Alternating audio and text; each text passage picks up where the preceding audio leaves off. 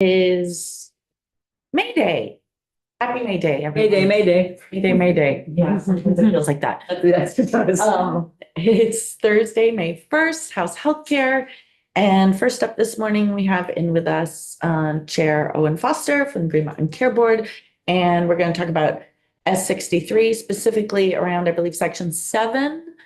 There was language in the original bill that was removed from the Senate. And then the Green Mountain Care Board is proposing to put this back into it. And we heard some conflicting information, I think, when we were taking testimony on this, and we would really like some clarification on why the board thinks this is necessary. So welcome. Thank you. Thank you. Thank you for having me. For the record, my name is Owen Foster. I'm the chair of the Green Mountain Care Board. I want to start by apologizing for not having a board representative here yesterday for your 126 testimony. We had a number of conflicts and weren't able to attend. I understand we've submitted some written comments and someone will be here today, but I want to apologize to the committee for that. Weren't able to make it. I know you got a lot going on. Yeah, I'll do. So I'm here to address the contested case component of S63. And I wanted to walk through what our process actually is for enforcement of budgets. And I want to address some of the arguments that were raised in opposition to this because I think they're important. So we put together some slides to explain how we do enforcement. And step one is, what are we enforcing and why? And the first place you look is our statute, 18 VSA 9456, section D1, which is a statutory requirement that the Care Board annually establish a budget for each hospital before September 15th. And I'm going to come back to that date. That date's important. Followed by a written decision 2 weeks later, October 1. Each hospital shall operate within the established budget under this section.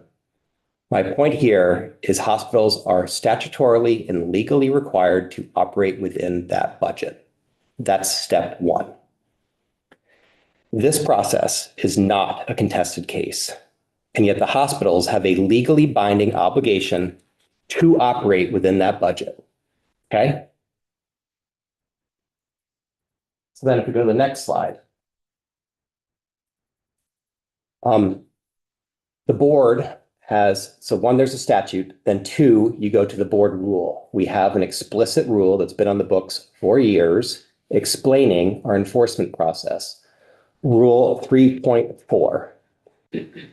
Rule 3.401 is specific budget performance review and adjustment. And this is the procedure by which we enforce our budgets if the hospitals don't require with that section 9456 legal requirement to operate within that budget. So if a hospital is out of compliance with the budget, they can come before the board at any time in the year and say, we're not complying with the budget. We need to adjust our prices so that we don't exceed the cap. And that's happened in the past. Rutland has come in mid-year and said, we're too hot meaning over budget. We want to reduce our prices so that we don't violate our budget. So it's a hospital's opportunity to do that at any point in time, and they can make arguments, any argument they want. They can say, we've got 20 new cancer patients that came in that just moved here yesterday. We need to go over to provide that cancer care. We had this exigent circumstance. So that's always available. If they don't do that and they're over budget, we go to rule 3.401. And that lays forth specific criteria and process by which the board reviews that violation. If you look at A1, it sets forth the explicit factors that we follow and consider when we make a decision. So one is the variability of the hospital's actual revenues, taking into account the resources of payers and the methods of payment used by the payers. Number two, the hospital's ability to limit the services to meet the budget. Number three, the financial position of the hospital in relation to other hospitals and to the healthcare system as a whole. Number four, the hospital performance under budgets identified or established in prior years, in the 3 prior years. And number five, any other considerations deemed appropriate by the board. So those are the factors that we look to. And if you go to the next slide, we have an explicit policy that's been on the books for multiple years at this point. So statute, rule, policy. This is a well-established procedure by which everyone knows what the playing field is and how it is done. The policy was written because it turned out over the first few years of the board, or I don't know how many years, but the board wasn't enforcing hospital budgets, and that causes lack of predictability for the insurers, which means lack of predictability for the people paying insurance claims. So this procedure was put in place to provide further guidance on how we would actually do this. And it says for fiscal year budgets ending after the effective date specified below, which is the date that we enacted this policy, it provides that the board may enforce the budgets as ordered. Well, that's logical. That's what the statute says. Number two, the board may review hospitals where their revenue is off by 1%. So we actually give a 1% buffer. If you're off by 0.5%, our process says we won't look at it. We just let it go. Number three, budget reviews will compare each hospital to the results of the total system. And we provide number five, the GMCB will afford the hospital an opportunity for a hearing. It will require a hearing if one deems necessary. So hospitals have a right under our own policy to request a hearing, or we can call one.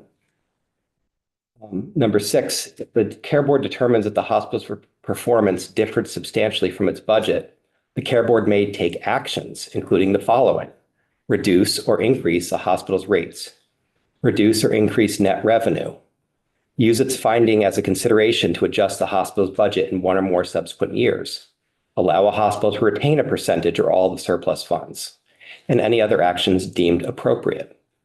So that's what we do, right? So now let's fast forward to what did we do for this last fiscal year? The next slide.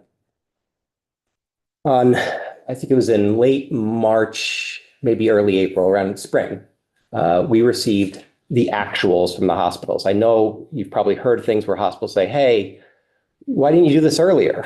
Well, the answer to that is we don't do it on preliminary data. We need the real data, the actuals. That's why the process is set up that hospitals can come in at any point in the year because they know what their numbers are. And then when we get the actuals, we review them. We see if they're within that 1% variation that we give as a buffer. And if they're not, we send a letter and we say, hey, you're out of compliance. You have a right to a hearing. We want a hearing. And this is a letter that I sent to the UVM Health Network on May 30th, 2024. The last paragraph blown up here, you can see it says, please provide the requested materials by June 12th and be prepared to address potential enforcement actions at your fiscal year 25 hospital budget hearings. Full notice, consistent with our rule, consistent with our policy, consistent with the statute. Give us the information. You can see here, there's a whole bunch of them of the information we need. We're going to discuss this at this date and time. At the end of the letter, it also says, give us any other information that you think is relevant to our consideration of these matters. It goes on and says, the board shall defer any potential enforcement action until these hearings are held. They have a right to a hearing. We want to hear their positions.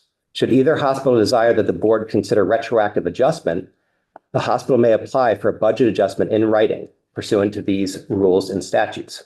We appreciate your cooperation in this process. Okay. Fast forward. This is a letter July 2nd from the UVM Health Network to the Green Mountain Care Board. UVM asked for an extension. They said, your 2-week window is too tight for us. We need more time. We have more time. I said, yes, you can. July 2nd, which was 2 or 3 weeks after I requested the information, UVM responds. And what do they respond? They provide a bunch of information consistent with what we had asked for, which was great. The information we need to evaluate our factors to make a decision. And they say at the bottom of their letter, we look forward to discussing these issues with you at our fiscal year 25 budget hearing on August 28th. Or at a separate and earlier date if the board would prefer. Please don't hesitate to contact me if you have any questions in the meantime. They acknowledge receipt of the letter. They give us the information. They recognize that we're going to have a hearing on this date on this specific matter. I know there's been discourse that the board did not offer an appropriate opportunity to be heard. That is not true. Oh, Wait, can I just clarify? So you said we're gonna have a hearing on this after you send the materials, and they didn't address that hearing? No, they did. They didn't show up? No, they did. Okay, We had the hearing. okay, You're saying after the fact that they weren't given Correct. Some of the complaint in the public and I think in the legislature has been that there wasn't an adequate opportunity to be heard on these issues. My point here is there was notice in May, there was a response on July 2nd, and there was an acknowledgement that these issues would be discussed on August 28th, as you can see in this July 2nd, 2024 letter. Fast forward to that hearing date, consistent with a letter sent on May 30th, we addressed the hospital budget and the issues relating to the budget overage. There's a lengthy, I think it's several hundred pages of transcript. You can see the questions if you feel like it. We discussed some of these issues about the budget overage, which is exactly what we said we'd do in May, which is exactly consistent with our rules, our policy, and the statute. So August 28th, we have the hearing, we discuss these issues, we explore the overages and the things that the factors in our policy and rules say we should look at. On September 10th, keep in mind the timeline, May 30th, letter to UVM, July 2nd, UVM says we look forward to talking about this. August 28th, we have the hearing. In the statute, we have to make budget decisions by September 15th. On September 10th, UVM sends a letter and says, this is improper. This is a contested case. That was not in the July 2nd letter. It was not in any other prior letter. And it was not in prior process when we enforced budgets in prior years. The first time to my knowledge that anyone ever raised an issue with this being potentially a contested case is September 10th, after the hearing. So after we have the hearing, which they said they're going to come and provide this information, they say the process was wrong. News to us, and not how we understood the statute and how we'd done things in the past. And not how I think anyone had anticipated conducting the hearings. In any event, we disagreed with that position that it was a contested case. Why? Well, because in the first instance, the budgets are not a contested case. The budget decisions are not a contested case. Why would the mere enforcement consistent with the budget be a contested case? So we issue our order, and on October 1st, I think it was October 1st, we issue, this is the order, a screenshot of the order on the enforcement of UVM's fiscal year 23 budget. And I think it's about a 25 page document, maybe 23-page document. Go to the next slide. Section by section, we address those factors that are laid out in our rule, right? We looked at rule 3.401, we looked at the factors, we looked at the policy. So what do? We get the information, we have the hearing, we ask the questions, we issue an order analyzing each one of those factors that we're supposed to analyze. So section 1, UVM's actual revenues differed substantially from its budget. Section 2, consideration of payers' resources strongly favors enforcement of UVM's budget. If you look at the substance of it, Vermont's healthcare affordability challenges strongly favor enforcement of UVM's budget cap. UVM's additional $80 million in healthcare spending is an immense and unnecessary financial burden for Vermonters to bear at a time when healthcare costs negatively impact patient access and Vermont's largest insurer faces a threat of insolvency.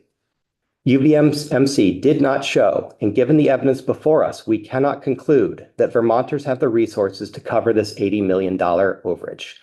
This is especially true given that UVMMC's margin would have been far greater had it managed its expense growth and had it not spent millions of dollars supporting other hospitals in Vermont and New York.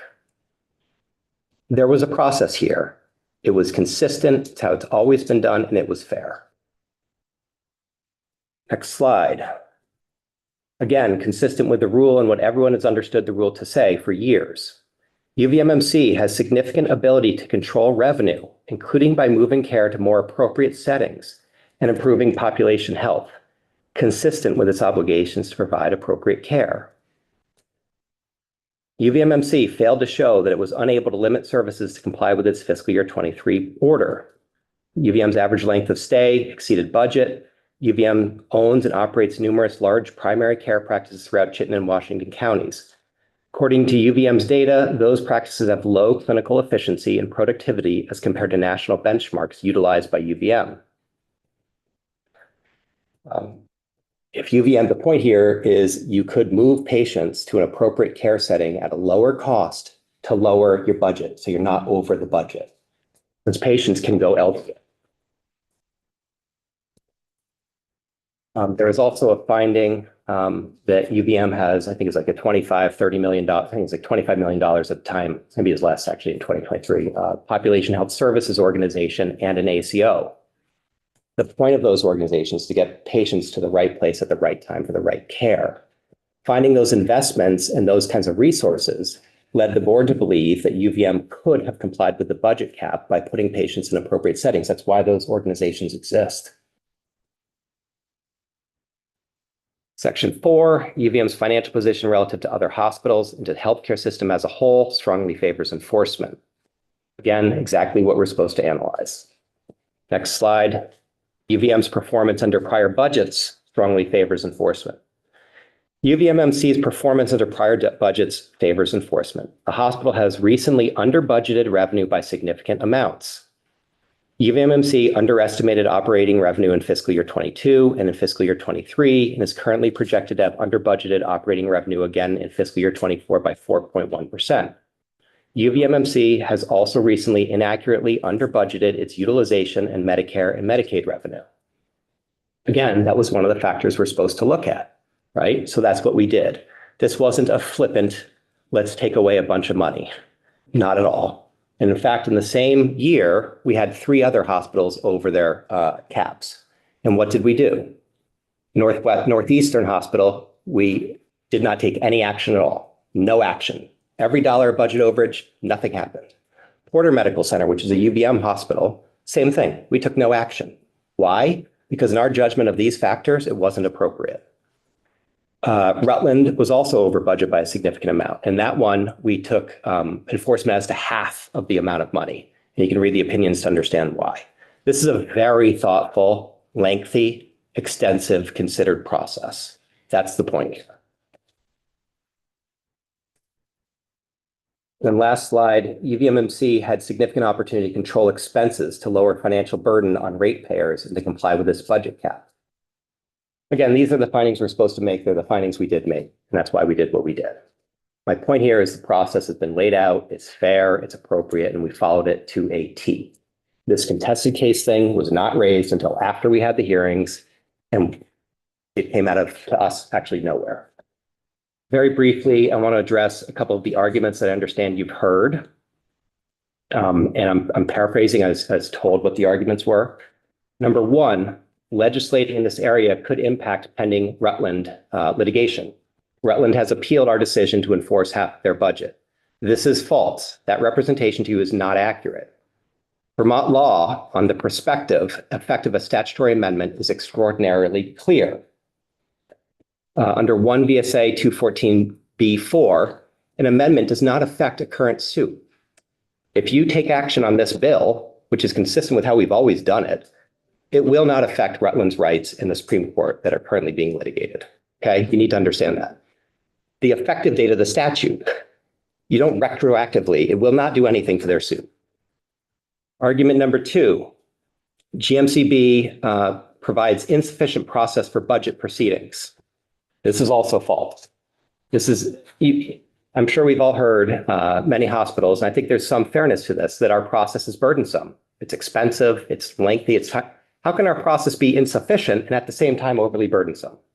Take your pick.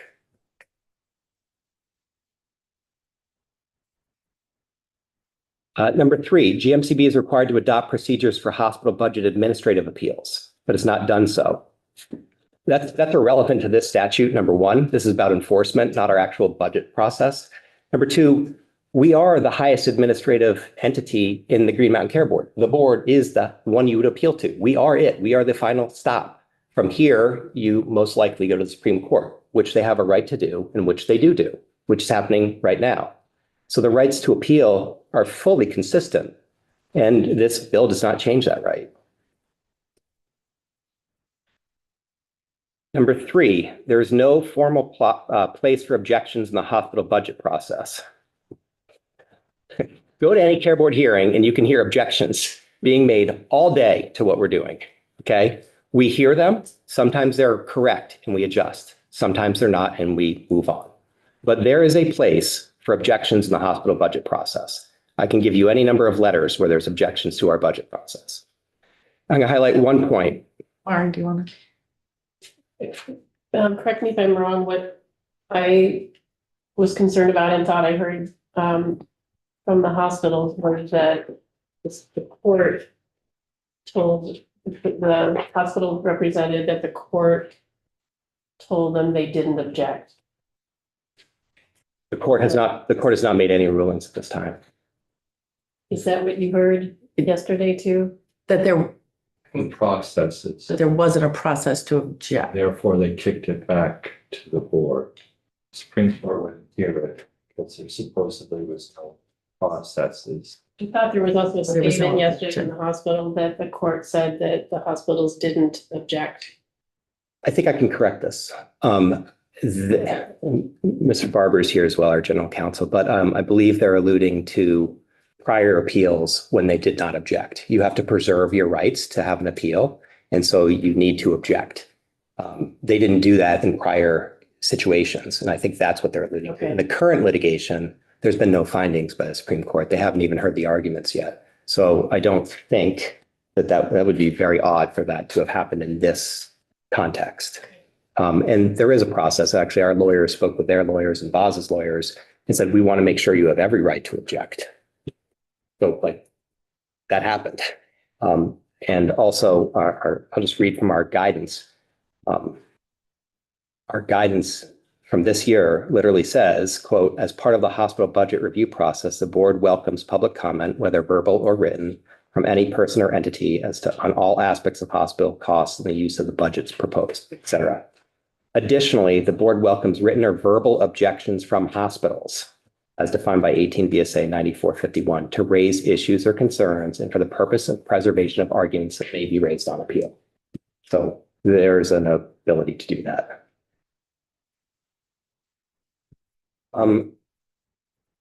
Another issue I heard raised was with implementation of reference-based pricing, hospitals need more formal process, not less. But this bill is about having a consistent contested case or not contested case as to budgeting and as to enforcement. Reference-based pricing is a budgeting, not an enforcement piece. So I haven't understood there to be an argument, let's make all budgets a contested case. And then last, I heard there was some discussion about whether or not how the PUC does it and that there's some consistencies in how the PUC and the board are modeled. There's some really important distinctions in how they function, how they're modeled. So first, the PUC is set up where there's the PUC, the board that makes decisions, and then there's the PSD. The Public Service Department argues cases on behalf of consumers. We don't have that here. The board is not a contested case for the budget process. Mr. Fisher and the healthcare advocate are not a party in the budget process. So if you are looking to move and change the board's entire process, you need to change the whole board structure. You'd need to have a PSD type thing, and then you need to have the board structure. So picking out one piece of how the PUC does things to say that's how it should be done here is a very inapt representation of how things should be done. Also, the PSD has its own set of lawyers. The PUC has its own set of lawyers. The PUC has 8 lawyers. The Green Mountain Care Board has 4. So you would need to add legal staff to do this process from the start, and you'd need to change how we function as a core matter. So I don't think it's a relevant comparison. I mean, I get the point, but that's not how we're structured. There's other inconsistencies. Anyway, that's all I had for testimony. Thank you. Any questions for Chair Foster? Yes, go ahead. Just, there was things you wanted to add back into this? that There we- was a previous section 7. And we had sort of addressed it a little bit. And maybe, Jen, if you could refresh my memory, did we do a walkthrough of the previous section 7? Did we look at it? Irving Legislative Council, I don't believe you did for that, I think. Okay. I think, was going to propose what they would like to put back in. Okay, I and, think they had, has the- actually, I think they proposed a slightly different wording. okay, We should look at the ones. okay, so we'll look at the more recent. And, I would like to try to, do this tomorrow morning early, if we can. This is 63, sorry. This is 63. Yep. And I'll work to make sure that Ledge Council is available at the time that we do that. All right. Helpful, thank you. Thank you. Very helpful. Yeah. Thank you.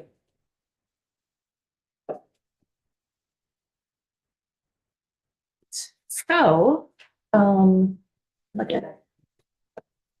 We are moving back to 126 and we have Representative Donahue with us. Really looking forward to some of her thoughts. And, you know, as you know, one of my recurring questions is, I don't understand why the statewide plan is in 126 is any different than current HRAP. And we have with us the representative who was it in your first term? My first term, my first bill was brought up. Yeah. And as we know, we all remember our first bills. So I think Representative Donahue has some really insightful things to offer us around H1 or S126. So thanks for being here. Representative Van Donahue, and yes, naturally, it's sort of like, you know, mom's baby turning 18. So naturally, you know, it caught my attention to look at the sections of this bill that were, you know, mucking around with my HRAP and CON process, which was part of that fairly large bill. In fairness, you know, my mentor at the time, who was chair of the committee, was the one who was like helping me get to be sponsor and name on the bill, but it wasn't normally a first year legislative bill. So that really raises some issues around the HRAP and its role. And I have to say that I think looking at this, the healthcare delivery plan that's being proposed is, in effect, what the HRAP was intended to be, and is updated, has issues that have arisen and become a part of our system since then. And I think it's a very valuable, important tool that's being proposed. It significantly overlaps with the HRAP. The HRAP never succeeded in a significant way with what it was intended to do. And I think the S126 overall as drafted, I think it has a much better chance of actually being an active tool, is what the HRAP really didn't effectively do. But they are very duplicative. And I think that once the new plan is developed, if assuming that it remains in the bill, I think the HRAP should be sunsetted once the new one comes into effect. But there are a couple of pieces that were in the HRAP that probably really also belong in that plan as additions. And maybe some other additions on issues that have come up since that might be really important. So I do have a couple of specific suggestions around that. And also a suggestion of maybe one or two key people who should be on that advisory committee. But the real kind of heart of the issue I wanted to bring up to the committee it really is about, in a way, the intersection between the CON bill that you passed earlier that is on its way back from the Senate as we speak. Because I was very supportive of the intent and what both the birthing center exemption and the significant increase in the thresholds. That process was, you know, like a mega process and really only does belong for mega projects. And I was supportive, but I was also supportive in part feeling that I knew that this healthcare delivery plan was in the works. And that I assume that in some way that plan would provide some degree of oversight of new programs and new facilities that were at a lower scale, because that would be part of how do you oversee resource allocation, all the things in that plan. How do you do a gaps analysis if you don't know about new programs being developed? How do you, ensure appropriate allocation of resources that the plan talks about if you don't have any role in looking at how resources are being reallocated because of new programs being developed.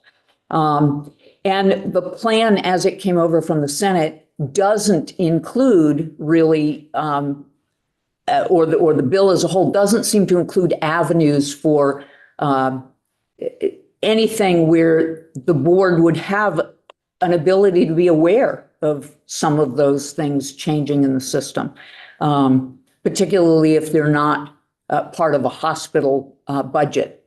So what I would suggest the committee consider is a process that for projects at that lower threshold, maybe the $3 million threshold for facilities, for the 1 million for new programs, for operating costs, things above that there be a way that they would be identified, and for hospitals that they're called out as part of the review of the budget.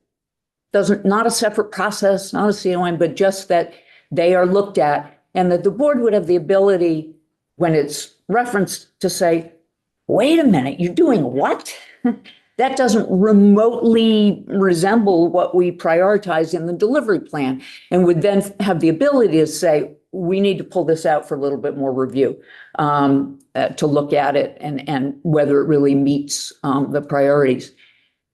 And, maybe what's even more important, because the board can kind of do that now, although it's not spelled out, is what about non-hospitals who are doing something significant that doesn't require a CON, but are making a significant impact on the healthcare delivery system, that there should be some process where, maybe it's akin to the letter of intent of notifying the board, we're doing this, this is how it aligns with the healthcare delivery plan, and we're letting you know.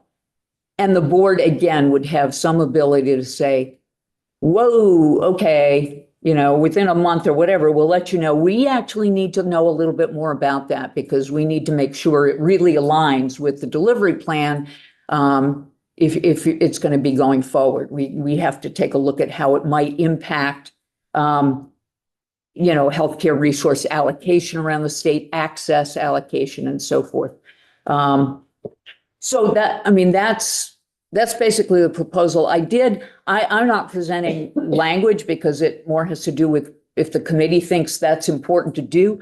I did in my own mind, and I shared it with Jen, so just she had the heads up, but I drafted a concept of how that could be done within the budget process. It would all be within existing Section 5 that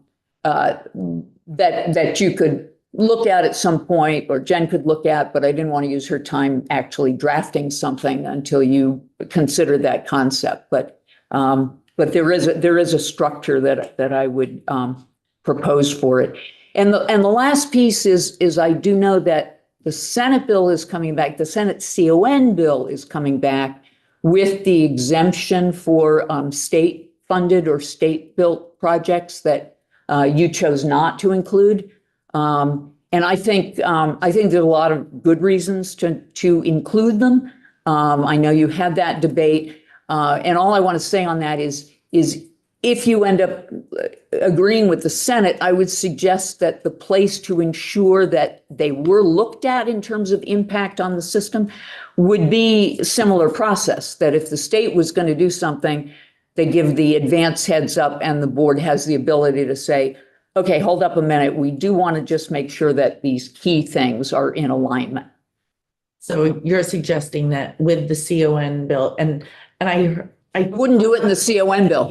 Yeah, but we did add the state exemption back into it. Yes. Although I haven't seen the language, I heard there were some parameters around it, but I haven't actually. You're right. What they do is they say the state has to give notice to the Green Mountain Care Board, but it includes notice like within 30 days after a contract has been signed. So are you recommending that the state give notice to the Green Mountain Care Board and the Green Mountain Care Board says yes or no, this does not, or yes, it does align with the statewide health resource? I can't remember what. Yeah, delivery plan. Delivery. Here, delivery plan. It's rapid. Well, Mixed up. no, I would suggest that it fit in the same way as any other non-hospital, that they give notice. And if the board does nothing, then it goes ahead.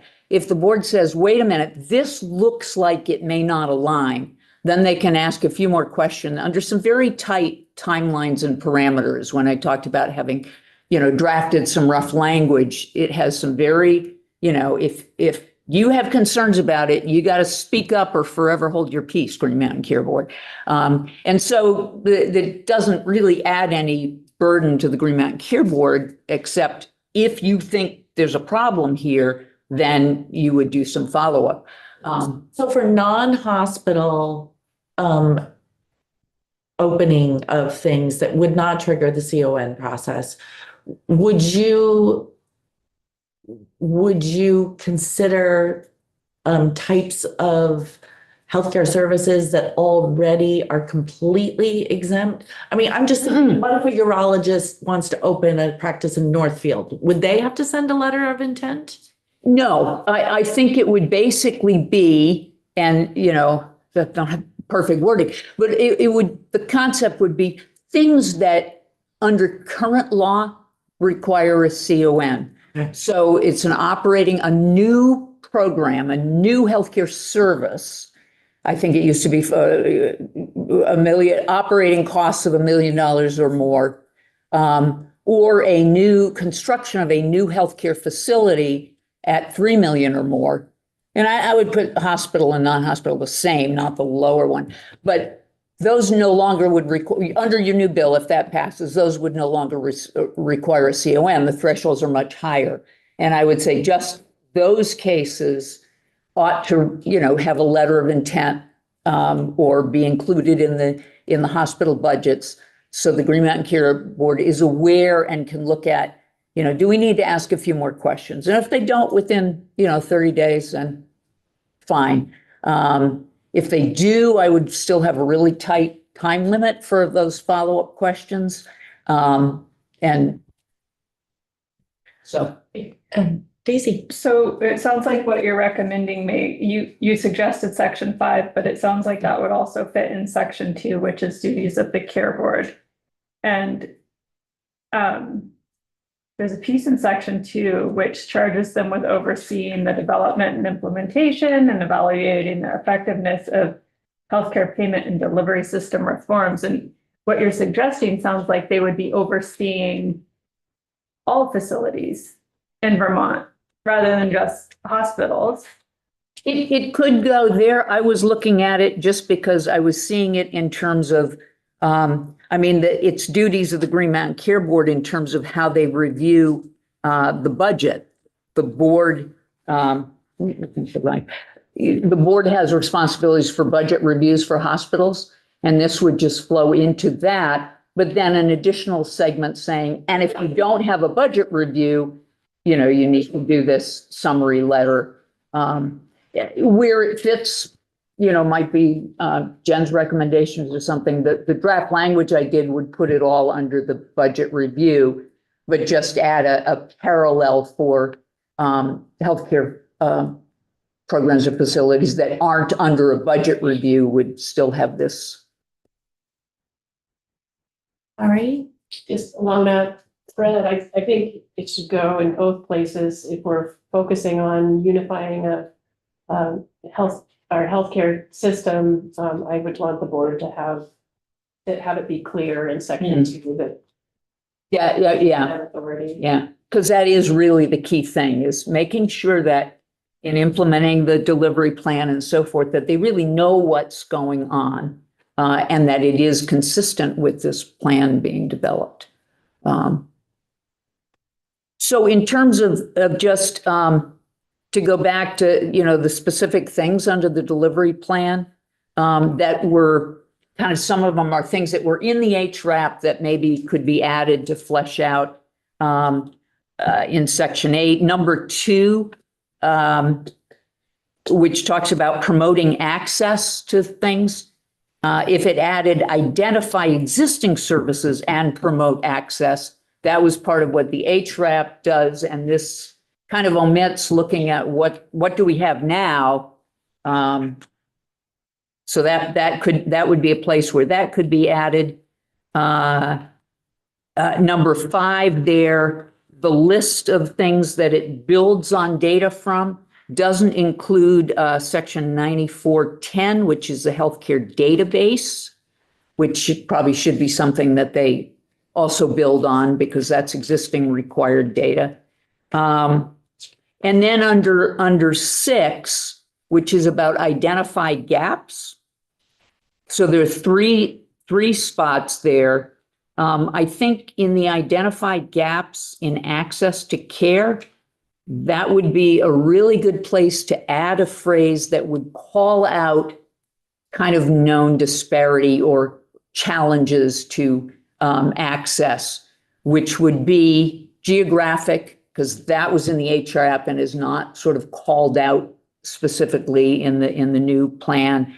Geographic, demographic, or health status, which is another way of sort of touching on the same groups that we have concerns with around health disparities, but sort of, less trigger language, if you will. That would be under A, to add that phrase, including disparities in access resulting from geographic, demographic, or health status. I would add another one if you wanted to. One other element that was missing from the HRAP is the HRAP does fall on the plan to identify priorities in steps for achieving the goals of the plan. Knowing you can't do it all at once, that one of the planning items was to identify priorities. So that could be added under 6, identify priorities. And the third one that I would really encourage, because we have such a known problem around parity on mental health care, and that being a barrier to access, specifically around barrier in reimbursements. We have parity for the users of services around copays and so forth. But if you can't get access because inpatient mental health services are reimbursed at below the cost of care, and therefore hospitals can't afford to offer them, that really interferes with access. And that's a question of reimbursement parity, which I actually had given on the floor last week some examples from data we have where, in contrast to other comparisons to Medicare or Medicaid, that continues to be the area where it's under reimbursed, lower reimbursement than Medicare, for instance, whereas everything else, it's higher. So that would just be an addition that would say identify barriers to adequate access to mental health or substance use disorder resulting from lack of parity in reimbursement rates. So it would be another of the things that the plan should identify. And the advisory committee, the two other items I thought should be considered that have been in past similar advisory groups, is really kind of the buyer or the user, the purchaser who has a real interest in cost containment and access for its beneficiaries is not included. We've tended to have, for instance, somebody from the business employer community who's buying insurance, who can't afford insurance, that it could be somebody named by the Chamber of Commerce to represent employers who purchase health insurance for their employees. And the other one is you do have the proposal does have the healthcare advocate. It does not have the parallel mental health ombudsman, who is the one who would specifically pay attention to issues of mental health parity and so forth. And we do in statute have a mental health ombudsman in the state. So it would seem that that person should also be on the list. So those were just, and I can forward those If you could pieces. forward those pieces. Those were just suggestions on And that. I don't see your suggestion, which frankly, I really liked the suggestion around demographics, Right. and health status, and I don't see that in your, yeah. If, Oh, no, it's right. I'll send this because I didn't send a copy of this in terms of, so there's that piece. And then I did, as I said, have a theoretical draft of how one might do that kind of the Green Mountain Care Board being made aware of, and then being able to sort of say, wait a minute, we don't think this aligns with the delivery plan, and look a little bit more for both hospital and non-hospital. Great. Any questions for Representative Leslie? Go ahead. Thank you so much. This is like amazing thought and work from the beginning. As I was thinking about, this is in section 5, trying to understand the difference between the healthcare delivery plan and the HRAP. So I've been thinking about that. Yeah. And one was a delivery plan and one was an allocation plan. So I was just, and I really appreciate your idea of maybe sunsetting and that kind of idea. But I was just wondering if you could talk about like the difference between a delivery plan and an allocation. Well, they both say in the language, they both talk about delivery and allocation. The term allocation of resources is in the delivery plan, the new delivery plan.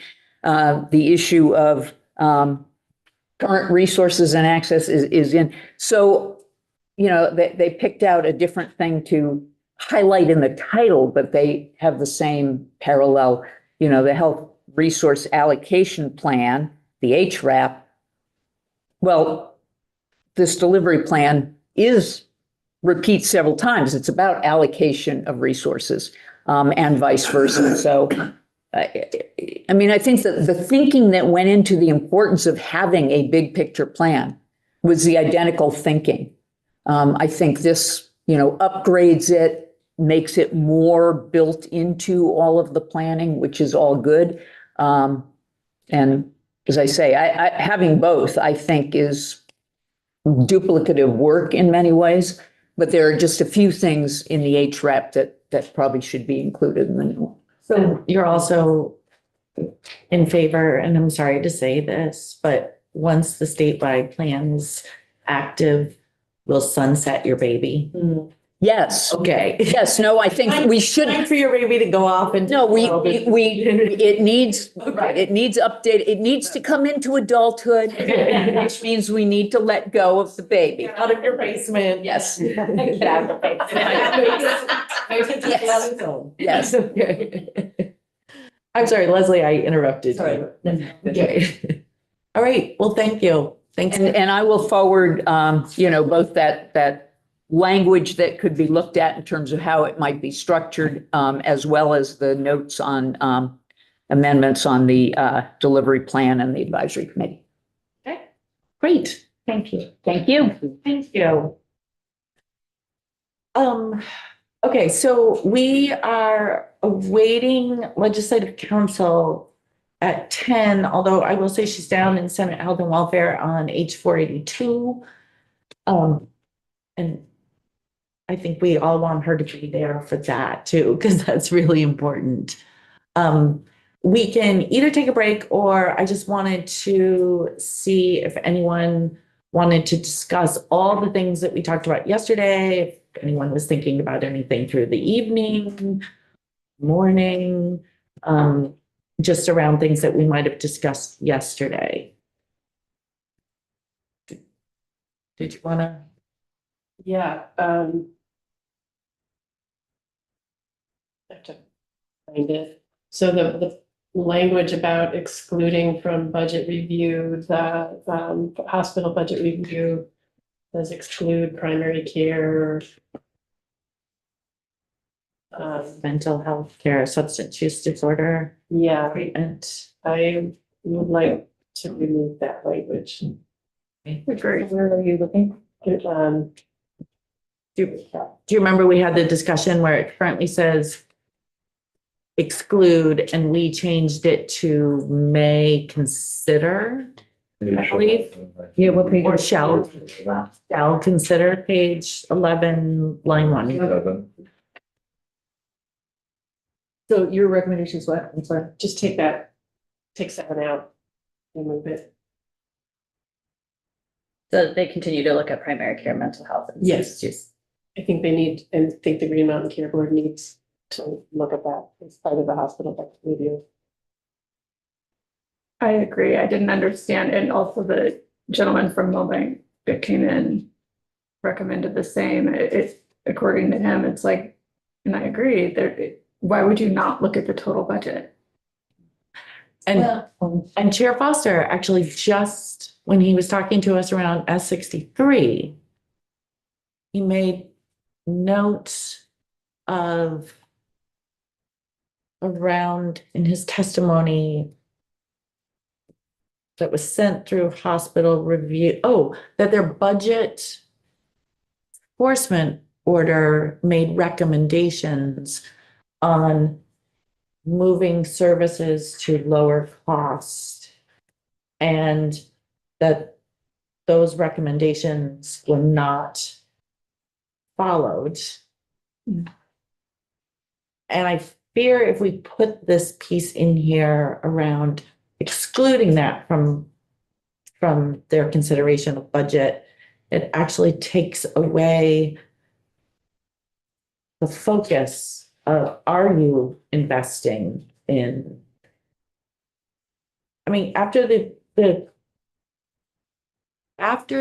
testimony we just heard on S63, do we feel as though the Green Mountain Care Board, if a budget was over their revenue cap and the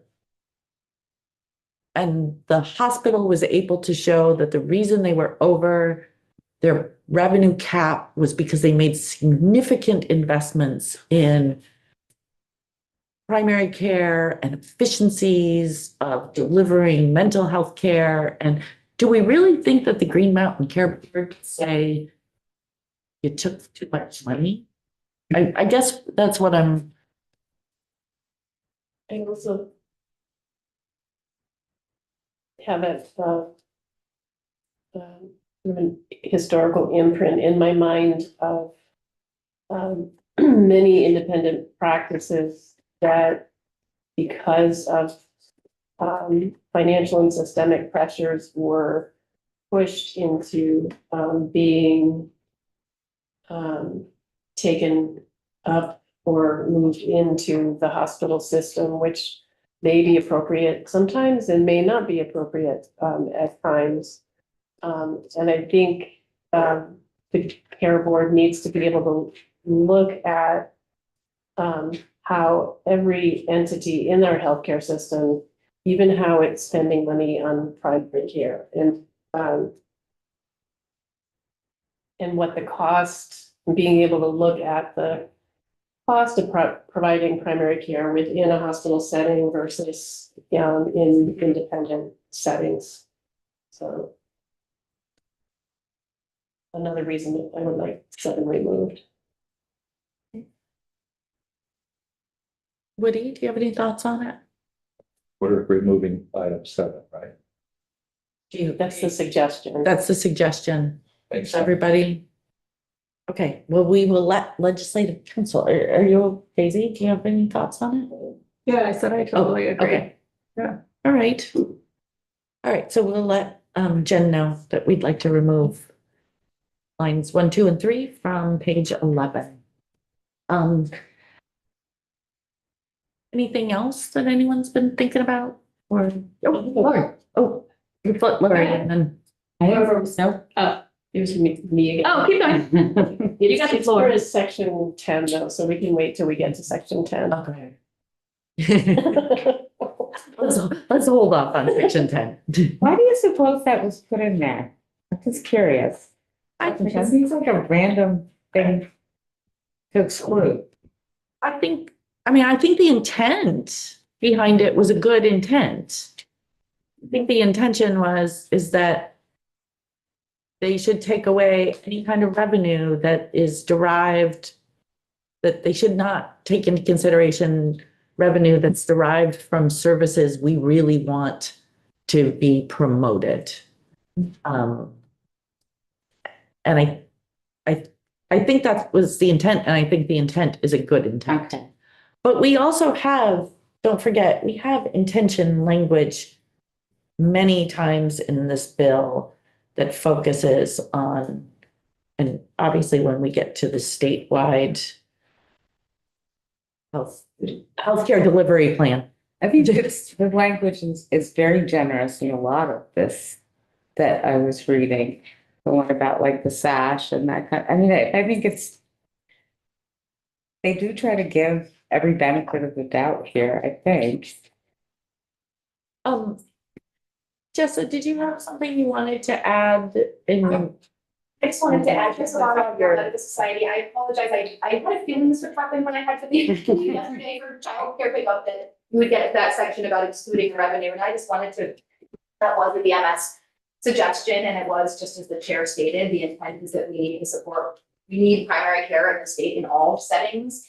It's really important, we don't have enough of it regardless of the delivery, it's the lower cost care that anybody is providing, including hospitals. And so the intent was to really require that be considered in addition to in other ways or in healthcare planning in the Green Mountain Care Board budget process. I don't think they are prohibited from doing so currently, but we haven't seen them use mechanisms like that. Or for example, use clear directives to say we will not, we will, if you are over in primary care, we will not penalize you, put a cap on you, incorporate that into acts that are put in place. So that was the intent. Understand that this may be a decision, but I just wanted to understand sort of how do you understand where it came from, since I wasn't able to say that yesterday. You can have a seat, Jen. Thank you. Great. Guess what, Jen? We struck something out of the bill while you were gone. Hold on. Perfect timing. I will do mine. And then Lori. And so this is section 5, which is budget review. But it also could go under the state, what we're calling the new plan. I'm glad you can't remember it either. State plan. When Mr. Fisher was in, he thought we should add into the budget review a goal of system optimization. And since I'm all over about a system, I just wanted to call that out and put it on the table as something to put into one of those 2 sections. And I did bring that up yesterday. Oh, you did? I'm sorry. Yeah, no. Did I no, poo-poo it when you brought it up? No, you Okay, were good. here. Okay.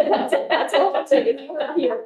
So it did come up as, that was some, a continuous quality Okay. improvement, an every year sort of response to where the system, how and what. Yes, as part of the hospital budget review. And also in the delivery plan, it could be in either. Did we do it in 5 or were we saving it for 8? We talked about it in 5, but then we said, oh, wait, let's go to 8. Okay. Yeah, so it's either 5 or 8. Okay, great. We are striking out top of page 11, lines 1, 2, and 3. The exclude, we are just Okay. crossing it out. I know you really like those kinds of things, just. Okay. All right, so. Where did we leave off? And Kirby Legislative Council, we left off at the top of page 13. With, in the middle of section 5. Looking at individual hospital budgets established pursuant to 9456.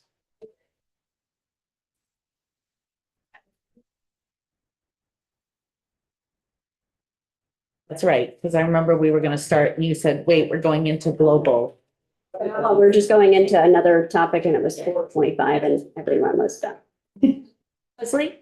So in section 17, we had talked about discussing with Owen, which I think we forgot. That section about whether he thought it was important to have clinical data of employees across the system so that we could regionalize and be effective that way, and a workforce. Yeah. Well, we do have the board with us today Yeah. in the room. Unfortunately, Owen Foster had to be on in the Senate. Yeah. But just that it's on it was still on the table. Okay. Looking at my notes. Is that the bottom of page 12? Yes, 17? yes.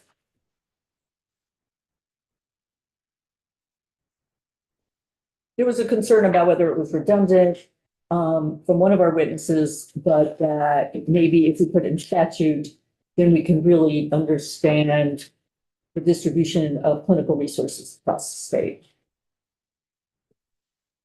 Would you like to address your question to Mr. Barber and see if, If you're willing, but it may not be something you've thought about.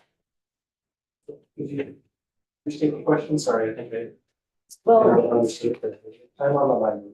yeah, the question was, is how important is that? We did hear testimony that it was redundant because it's in your guidance, but the idea is should it be in statute?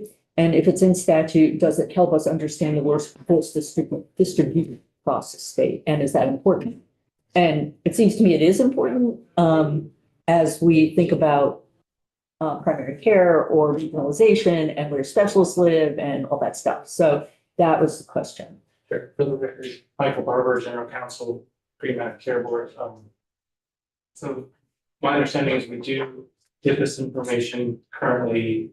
It's a requirement in our guidance, and we support putting it in statute that would make sure that we continue to get this information. I'm not sure about the usefulness of this information for workforce planning purposes, but I could see that that could be a possibility. And valuable, aggregating that information for use in workforce planning. Yes. If I remember right, in Act 67 report, there was a discussion of workforce and distribution and how that got implemented. And I'd have to look through here to find it, but I think workforce is the crucial piece of it, that's all.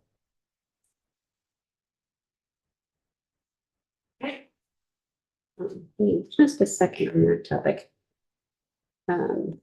Also, if I may, Jen Carby, Legislative Council, question for the board. If we do leave that language in, is there different phrasing that you would recommend based on how you collect the data in hospital budget guidance? Would you have any guidance? So we have not, I'm just looking at our deadline that we sent in.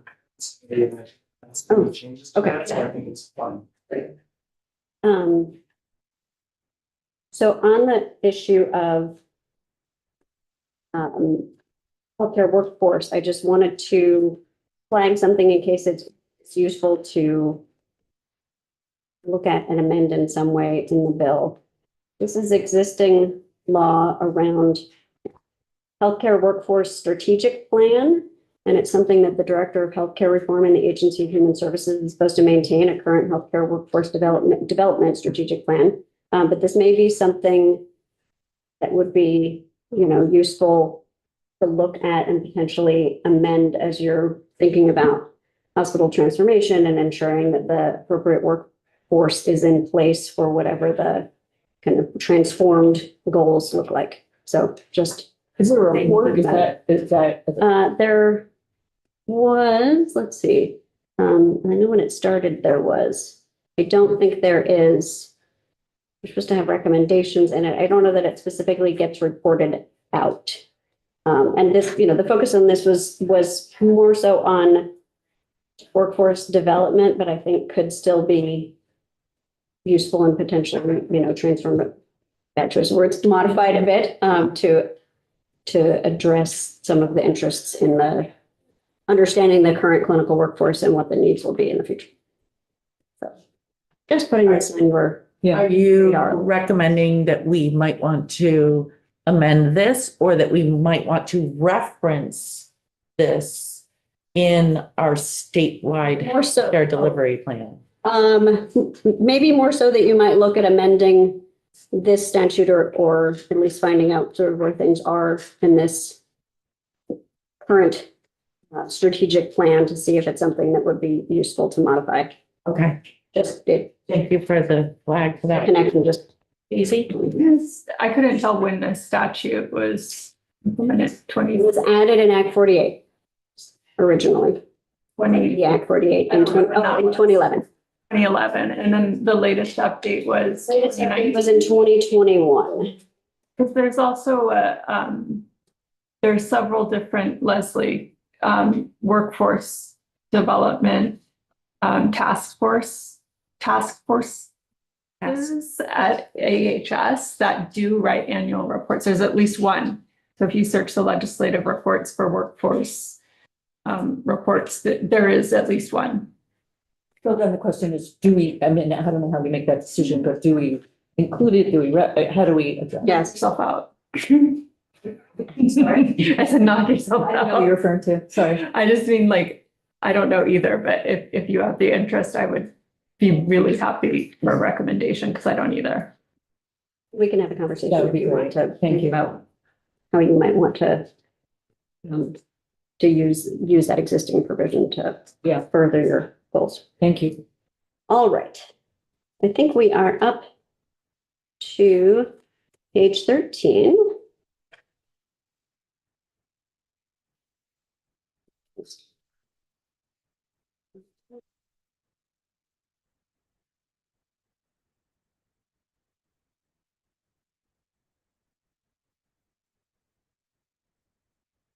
All right, so under the bill, it modifies the existing section requiring individual hospital budgets established under 18 VSA 9456 to do several things. This adds in a few more. So in this case, be consistent. This adds to the extent practicable with the statewide healthcare delivery plan once established, including the total cost of care targets, and then the existing reference to the health resource allocation plan. We have to strike that if we sunset HRAP. Were you not here during this representative? Sorry, I was Representative downstairs on 42. Representative Donahue's recommendations are to take the pieces from HRAP, put them into the statewide delivery plan, and then sunset HRAP. So yes, I think you would want, whether in this bill or in later legislation, to have, all references, strike all references to the HRAP after it's sunset. All right, the individual hospital budgets would also need to reflect the reference-based prices established by the board. And then there are existing provisions that are just being renumbered. And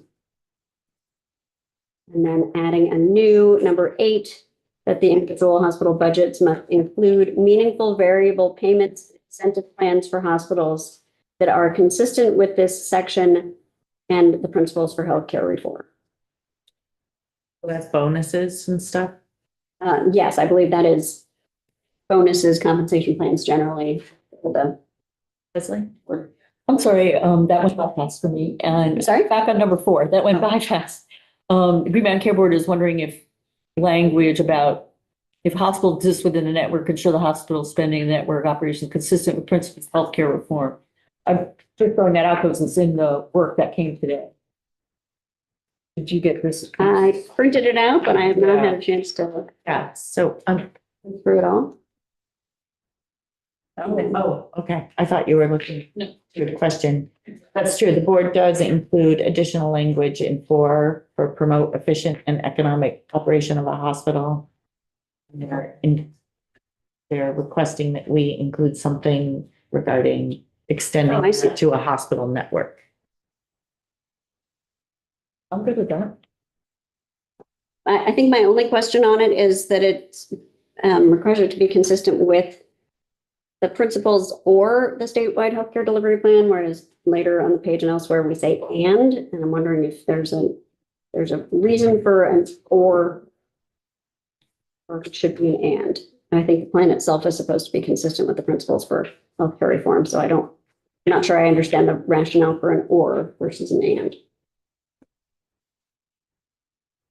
What Don't line? they have it? What line are? Yeah. Number 4, so on there's on page 13, line 16, where it says section 9371 with the title Yeah, yeah. or.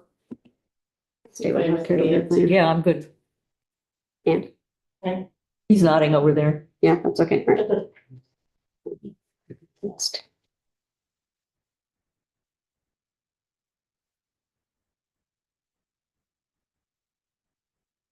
Okay.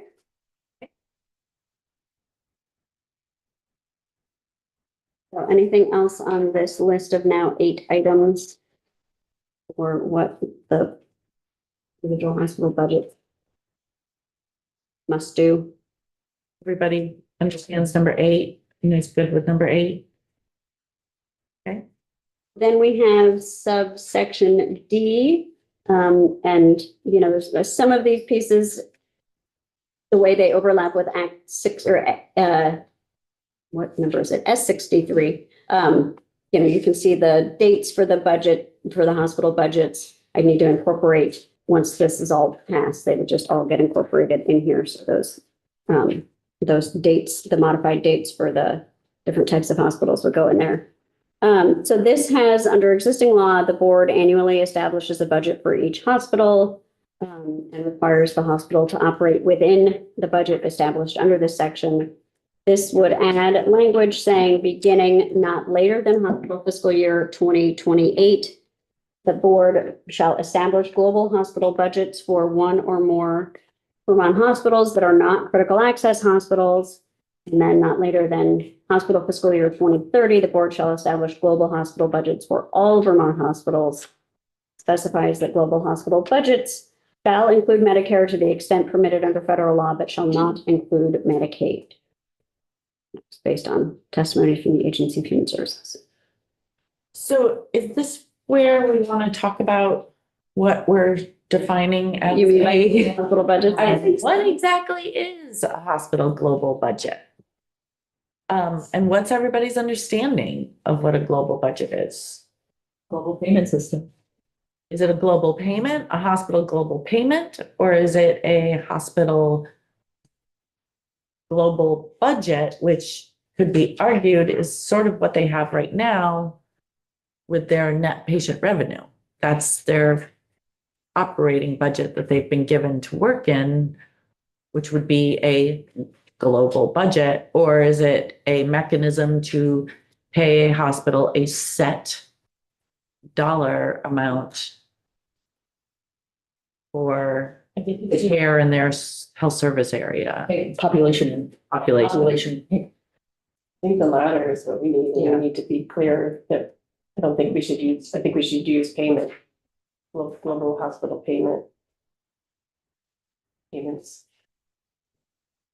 And is there a definition for that?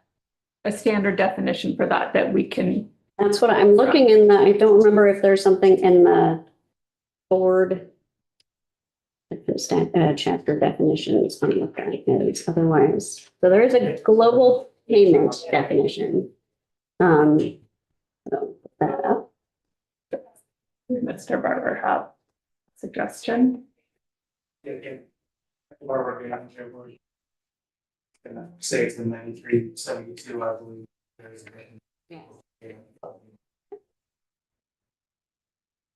This issue, I justified in further conversations with the chair. I think our preference would just be to keep the global budget language as is, and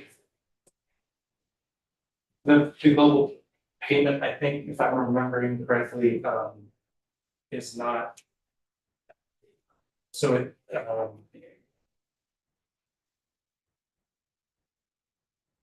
So I think if we look at the language of the definition here, global payment is a payment from a particular payer for the health services of a defined population of patients for a defined period of time, which I think is different from what you're talking about in the way of global budget, which would be the full amount. I think the total amount that the hospital can, or a payment, perhaps a payment from all sources, or all participating sources, that would be the budget within which the hospital would operate for that hospital fiscal year. Yes. So we should define that. So I think you should, yes, I think we should define global hospital budget so that it's clear what's intended.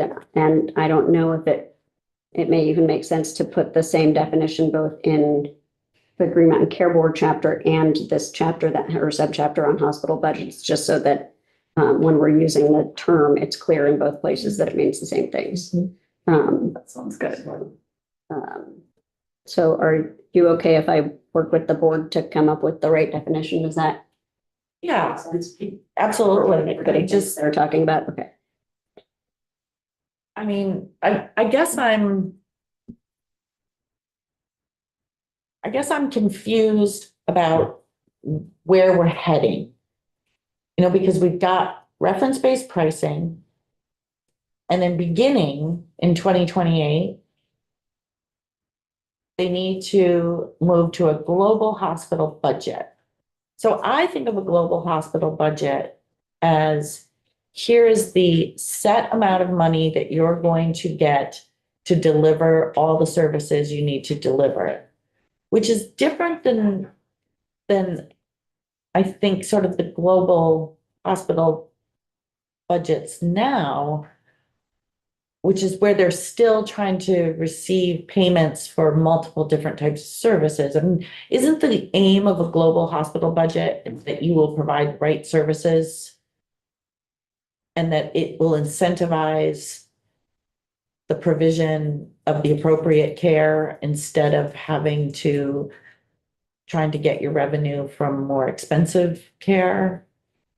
And will this convey that? I think the question in that, in what you're talking about for a global hospital budget is, what is the payment mechanism for getting, what is the timing and responsibility of the payers to get the money to the hospitals to fund this budget the hospitals are expected to live within for the full year? And I don't know the answer to that. But I think that's sort of where we're getting hung up between the payment and the budget, is what is the funds flow? And how does the board establish the amount without necessarily having control over the funds flow? Can we have global hospital budgets and mechanism of payments? Have them develop the mechanisms of payment to establish? There may be models of this that already exist, that the board is planning to implement. I don't know what the vision is among people with more expertise in global hospital budgets than I have. Let them come back with language for us. Question. Oh, no, I was using Chopper's desk, papers. No, I was just gonna suggest that the care board send us some suggestions. Okay. And we try to piece them. All right, Leslie? So I'm just wondering order of operations, and in a way, the budget has to come first, I would think, in order to know what the payment flow will be. So it sounds like they're connected, sort of in time and in process, but they start with the budget, I would think. Is that- I would imagine that so as well, but. So, Yes, of course. the board, like when we're talking about developing global budgets for the head model, is a prospectively determined budget for each payer based on historical revenues with adjustments for things like service line changes, expected changes in population, things like that. So that's kind of how we were thinking about it in terms of ahead, and I think probably So if I can ask, is the idea that the board sets a global hospital budget and then establishes the global payment amount for each of the payers? Using that definition of global payment? so we can't do that for Medicare without a waiver. Right. We can't really do that for Medicaid without changes in the law. So, Right, no, and this carves out Medicaid. Yeah. Doing that for commercial payers would require moving from a fee for service payment structure to periodic some payments. And is that what is being envisioned in this section, is moving to a global hospital budget like what's envisioned in the AHEAD? And do you need additional language in here to spell out that it's not just the budget, but also the methodology in which payments are determined. So stepping back, speaking, I'll try to speak personally. I'm not sure it makes sense to establish global budgets for commercial payers as part of like a not policy or model system. So I'm not sure. I'm not the expert on global budgets. I apologize. I can get people in there who have more conversant in it than I am. All right. I'm gonna go Lori first and then Leslie. Jen, this is a question for you, and I apologize, but just about a discussion in the Senate on this. Did they define global hospital budgets? I believe so. Okay, and so I guess based on what you're saying, I'm concerned that can we really do global hospital budgets? Right, if we can't do Medicaid, can't do Medicare without a waiver, what are we doing? We would have that ability under the AHEAD model. So the AHEAD model is signed, we're a party to it, its future is what I'm saying. So I think that's a big question mark there is, and with this, respect to this language, is what is the direction that we're heading in with the federal government? Right, and so if there, and this may not be your expertise, so I understand that, but if something happens and it doesn't happen, what can the board do for global hospital budget? We can't control the method of payment for Medicare. We do have authority over commercial and health insurance within the parameters of ERISA, and Medicaid is the single state agency has the authority to set rates for Medicaid. So our authority is really mainly and the overall currently the overall patient revenue the hospital receives in the budget process. I don't see them in the room. However, maybe Devin, isn't Medicaid already moving to global hospital budgets? I think they're up to like 4 or 5 now. Yes. Okay, so Medicaid's already moving that direction. We have no control over Medicare. And so this would be giving the board authority to move this way for commercial. Okay, Leslie? One of our expert witnesses was hoping that we could include Medicaid. I understand the constraints. I don't understand what the process might be. But if it did require some kind of statutory change, and maybe we're not ready for that. But the expert witness wanted us to see the system as a whole. And we keep talking about wanting to see the system as a whole. And now it's just feels like it's really fragmenting as we speak in this conversation. So I feel if there's some way we can think about, if they are moving to global hospital budgets already in Medicaid, how can we sort of tap that? I'm just wondering. That may go nowhere. Can I follow up to that with another question for someone? So when Green Mountain Care Board looks at a hospital today in their budget submission, are they considering what that hospital receives for Medicaid today?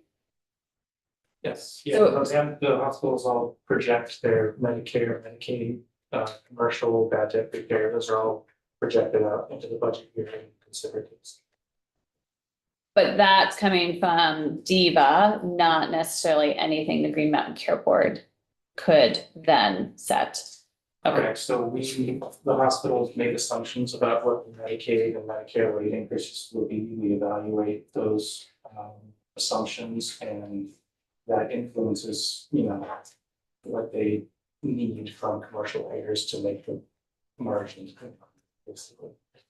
Assuming everything else in the streets. So so can we kind of back into that information, even though we may not control it in a way of creating a budget? A good question. I can't answer that. Probably need to get someone else in here to think about that with you. So Jen will work with the board around a definition and we've got some pretty explicit dates in here, so I think we should leave it as is, as long as we're defining it. Yeah. I agree. I guess I would love to maybe hear from Boz or Blue Cross Blue Shield. Like, I guess it's never really dawned on me in all this time, but should have, but it's coming to light here, right? So if you have Green Mountain Care Board is looking at the budget overall, but someone else is giving them the Medicaid spend, that obviously affects the commercial rates. And so if we have two separate entities, and I'm not trying to take anything away from Diva, because Diva should be doing Medicaid, but how do we, and I think I'm just saying what you're saying, but how do we blend those two to make sure that, and I'm gonna be really blunt, if we need more state money for Medicaid, right? Like, how do we look at that in connection with the whole global budget, whatever we're gonna call it? I don't know how that happens. I don't know if that's in here, but I just, it is concerning when every year we do a budget and we're fighting for Medicaid reimbursement dollars because it's state money. Now we're in this crisis over here with commercial insurance, right? How are we going to start blending those two? I'm not sure this does that. Or I don't know if it should. Put it on cue. Seven. And reading some about, you think that's a good point, and I think it's interesting because Maryland, prior to its global budgets, had a true all-payer system where the rates were set for everyone. The rates were the same for Medicaid, Medicare, and commercial. In the past, I think there's been aspirational language around that. I don't know if you want to revisit that. So can I ask, do you mind, can I just ask real quick, just follow? So when you say Maryland set the rates, Statute. so, which is kind of what we're starting to get to a little bit here, but we're only doing it For commercial. for commercial. Okay, thank you. Sorry. Yeah, go ahead, Sarah. Sarah Teachout from Blue Cross and Blue Shield of Vermont. So we have participated in all of the modeling for global hospital budgets with the federal government. And it's been done for the Medicare and Medicaid programs, but we never got to actually modeling the commercial piece. So that's one concern. There's a fair amount of modeling to be done to determine how much each insurer would pay on behalf of their population and how it would be adjusted upwards and downwards depending on all kinds of factors. And the other thing that I'm very concerned about with the fiscal 28 implementation date is it's an advanced payment model where you pay at the beginning of the month for all the services for your population over the course of the month. This Vermont legislature has appropriated money every year in the budget to give the Medicaid program this advanced payment. I have no idea where that money would come from on the commercial scale. Right. 1 month worth of, payments to hospitals for us is millions and millions of dollars that we don't have. Ahead of time. Right.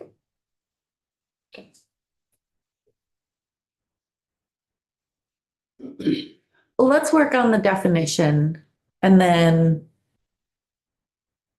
see if maybe that addresses concerns. And I hear you about the date because you're absolutely right. Per year in budget adjustment, they come in, we're like, yay, we're putting a new hospital online. We need 30 days of advance payment. Which I'm glad that they're keep rolling it out. So. Would you,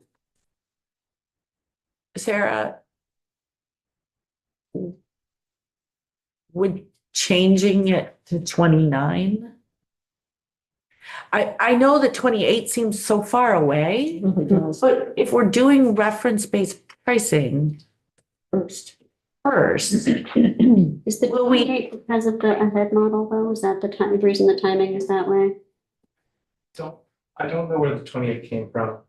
It is a year later than ahead it was supposed to begin.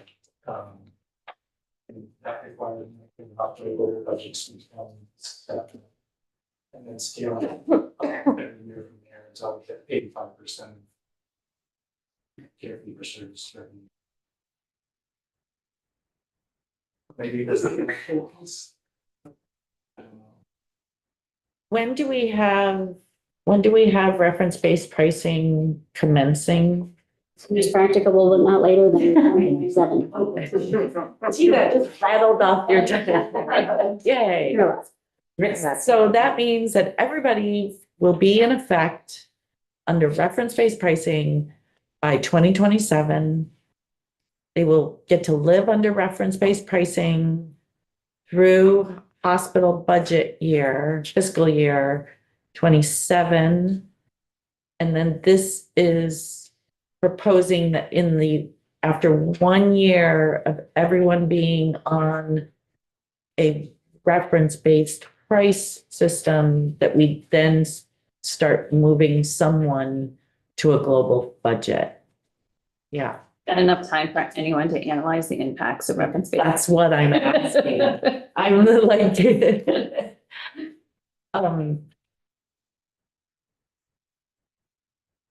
anyone thinking maybe 2029, so at least we could have 2 years of reference-based pricing and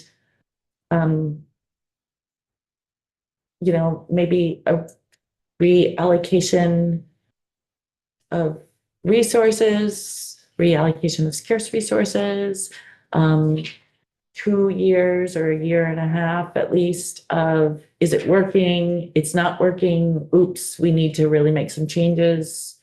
Anyone want to move this out to fiscal year 29? And then not later than 30/31?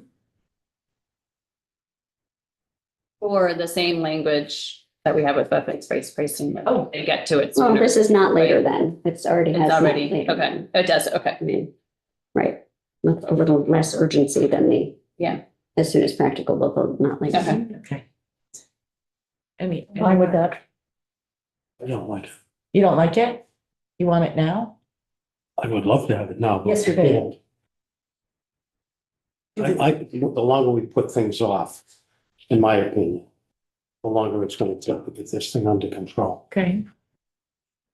But we're not putting off reference-based pricing No, to get it under control.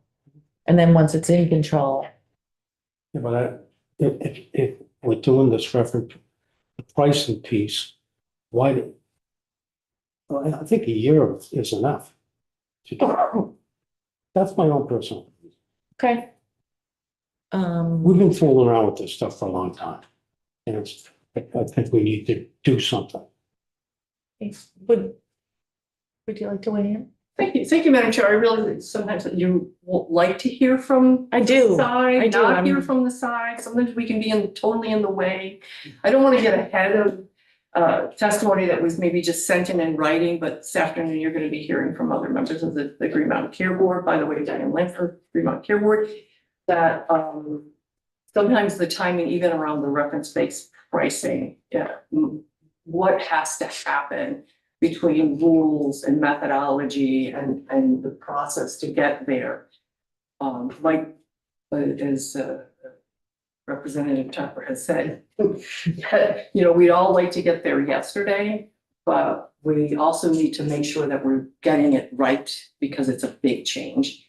It's a big step. So the timing on that, and I think you'll hear later, I don't want to get ahead of his testimony, but in your written is that we'd like to just as soon as practicable and just push us to do all the steps as fast as possible around the reference-based pricing. I think everyone is in support of that. I would just, Jen, is this the only, I'm sorry, I just tried to get through the bill. Is this the only language in this bill around global budgets? I mean, there's in the board duties.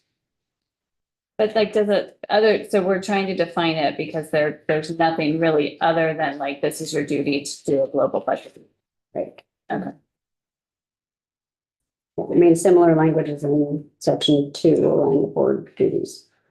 And this could all be for not if a head keeps going.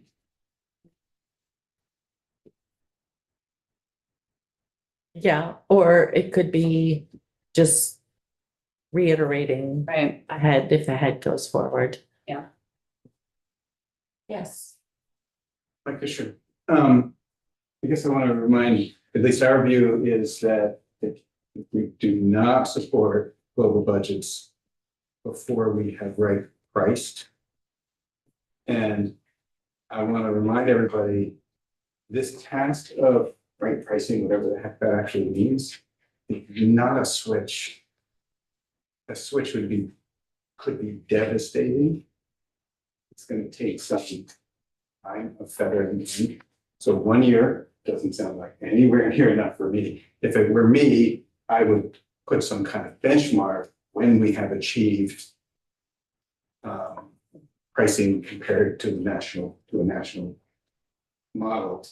We should entertain reference global budgets. And that might be too tricky to do at this point. So I appreciate your concept of pushing back some. 1 year further doesn't, from my perspective, doesn't sound like enough, but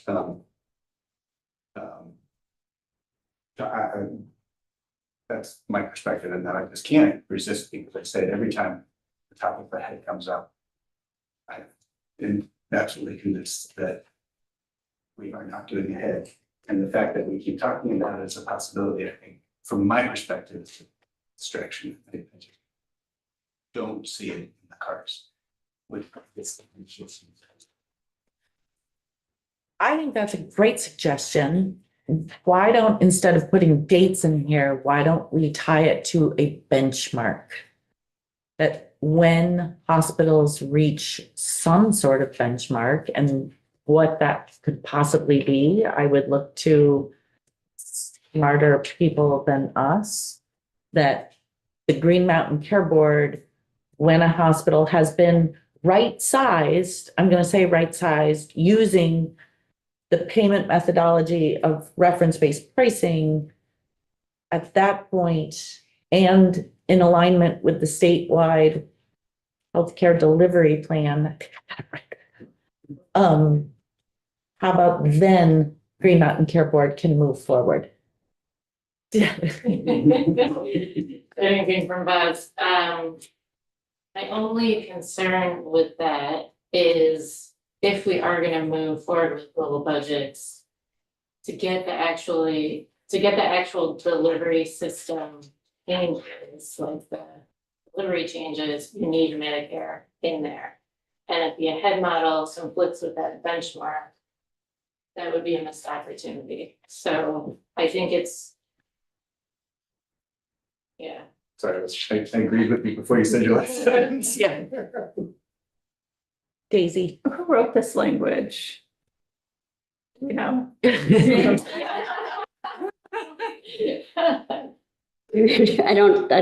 mean. Okay, I was just wondering if it was suggested by any particular stakeholder, or if it was done under a process of multiple stakeholders. No, I think this was like, concepts that were in the outline that I turned into language. Okay. Shortly before CrossFit. I have a different idea. Can we, in section 14, which requires a report on the status of its efforts to establish methodologies for and begin implementation of reference-based pricing and development of global hospital budgets? I don't know what we would put in there, but something that the board has to, we definitely need a definition.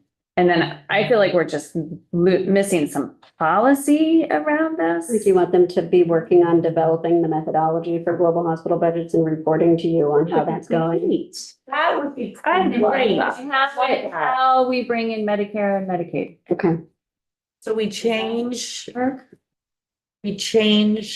section 5 letter, and we make the Green Mountain Care Boards start working on methodology for global hospital budgets, and then they report back to us. Some of our specific concerns. That way we don't change the date. Yeah. Topper. So you would leave the language as it is in section 5? And just have them report, or do you want to have them developing just developing a methodology without a specific, Without a date, yeah. as soon as practical. I can't say that word either. You know, you may want to put Give some them- dates in for them to start developing, but not that they would actually be implementing it until you had a clearer sense of what the landscape looks like. How about once they've finished implementing reference-based pricing, then they should start developing methodologies on global hospital budgets. I'm just not, you know, especially hearing Mike Fisher, I'm not sure when they will finish implementing. It's not, you know, I think that will be probably so I don't know if you want to give them some dates so that they're doing both, that, you know, they're starting work on global hospital budgets even as they're implementing. Go ahead, Mike. I spent 10,000 hours, I might be exaggerating, in the global hospital budget. As a group, this is no small task. And so if we're moving towards it, it's gonna take those 10,000 hours, but I don't wanna ask them to do it unless we're moving towards it. And so I wonder whether what you might really be after from the board is their expertise, considerations of the advisability or appropriate timing of some, it's getting from them about when it makes sense to consider it rather than a methodology actually. Because you're already working on a method. What's this group? It was for Sorry, the ahead, sorry. it was No, for no. the ahead Oh, okay. exercise. Gotcha. You may want to say ahead. Sorry. I didn't mean to. And we spent a boatload of money on contractors for it, a boatload. But yeah, that was for something else. And I can't help resist. The thing that was really interesting about it is that it was really had the prospect of being global, the Medicare in it. And we're talking here about using the term global budget for Medicaid and for commercial and like, to me, that doesn't strike like the word global hospital budget meant global. Everybody. And so, I mean, I suppose you can use the term to mean for, you know, for Medicaid, but it just means something completely different to me. And if I'm right, and the head is not proceeding the concept of a global hospital budget without Medicare, it just means something completely different. But in this group, did they come up with methodologies? Like, is there anything from this group we can be using in here? Exactly my question. Oh, sorry. No, you're good. Great question. I don't know if we've exhausted our contract with Mathematica and.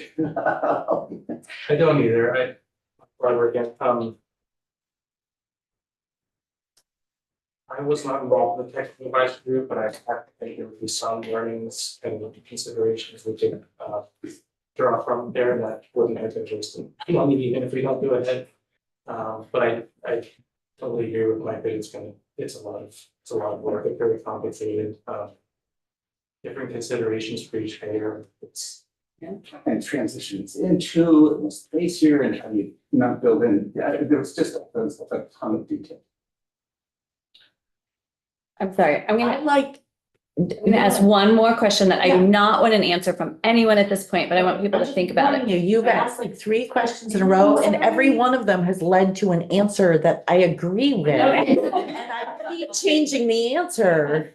So now it's gonna be 4. So what other No, good ideas should we I have? don't want an answer from anyone right at this moment, but I want people to think about the fact, and maybe you already are. So if we're not doing a head and doing a global budget is going to be hard because we want Medicare and Medicaid's doing their own thing and is operating really well. What do we do? I don't want to answer. Well, I will tell you because. I think she doesn't want an answer. Chair has prerogative to do whatever the chair wants. You can have her prerogative. Because everybody keeps mentioning, and global means, all payer, we're thinking of all payer. And okay, so we don't have Medicare. Let's just say we don't have Medicare. That assumes the notion that Medicare doesn't pay for the cost of care. And we know that we're kind of all over the map in efficiencies within our hospitals on whether or not Medicare is providing the cost of care. So if we have global payments from Medicaid, commercial, that doesn't necessarily mean that just because we don't have a global payment from Medicare, that we can't right size the global payment for everyone else. Why do we have this thinking that somehow we have to make up for losses from Medicare? Why can't Medicare just continue to exist under the system that Medicare pays for, and we provide services for close to the amount that Medicare reimburses for them? Devin, you're so crestfallen today. I just see your hand keep going up. Oh, go ahead. I'm gonna let Devin. Devin Green from Buzz. I don't think of it as in terms of the financials. I think of it more in terms of influencing behavior of the providers. So if you have two different payment systems, if you have a fee for service payment system and then a global budget payment system, you're a foot in two canoes with that, and it's not as effective. Yeah, although I'll go back to our current all-payer model, and there are lots of providers on multiple different payment systems. And I'm wondering if we actually see a difference in the care that's rendered. Because we're multiple different payment systems. Thank you, Madam Chair. Thank you, Devin. I appreciate this opportunity to have one conversation. Diane Lynn for Green Mountain Care Board. I just 2 points. One, when this was originally, I think there was probably a stronger sense that the state was moving towards ahead, and then there was things have changed and it's evolving. So therefore this was written at a time and it's moving ahead without knowledge of where it's going to land. But I'm going to bring it to remember, in this bill, when it was written in the Senate, there were 5 positions for Green Mountain Care Board and several for AHS for work. And the Senate appropriations, of course, needed to weigh all of those in their action. And just so you know, they took the 2 positions for global budgeting out. And the 3 for the reference-based pricing is still living until they get to committee and conference. So I just wanted to bring that to your attention as we continue to have this discussion about where and the timing around global budgets. They've already removed, we don't have the resources or the positions as it stands today, is the bill that passed in the Senate second reading yesterday. Okay, Topper, and then I think I'm gonna wrap up the discussion on this. I would like to know how long it took DEVA to establish their global budget, and how many positions, new positions were needed to do that. I think that's a great question. And I'm gonna say something snarky. DEVA is not in the room, neither is AHS, and they have not been for I thought days. this guy was talking. No.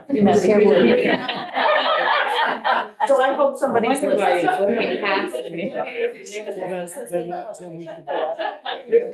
All right, then we should find that out, We've had- in my opinion. We've had many questions, and I'm sorry, but I'm finding it very frustrating. So am I. So I think that's a great question. Yeah. I Thank do you too. for that.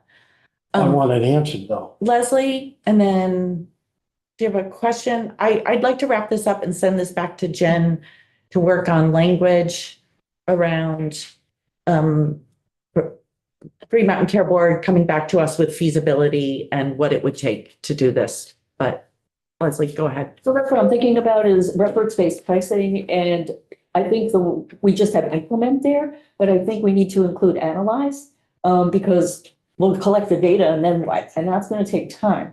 So I think we need space. I think we have a lot of things in the reference-based pricing that allows them to be nimble, for things to change, for them to make tweaks, for them to recognize where things are failing. I think for this purposes of this bill, we are moving them ahead quite quickly on reference-based pricing. Let's get that right.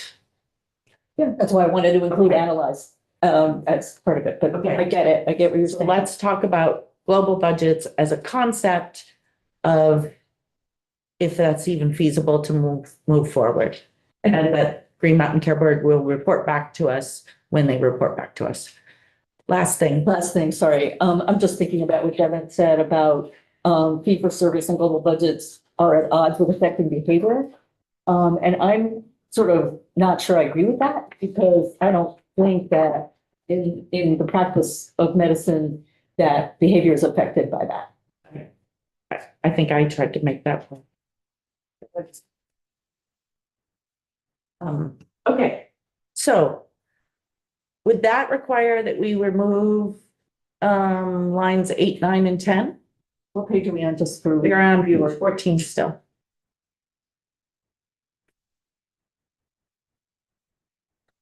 Oh, yeah, I'm good with that.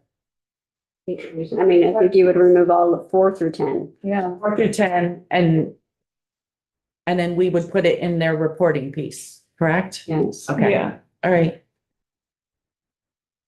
And so for reporting, you would want them to report on the feasibility, timeline, implementation timeline. Upsides, downsides. Mentality. Definition. Okay, so if you're taking this out, then I'm gonna be making conforming changes in the board duties and anywhere it talks about them implementing. Okay.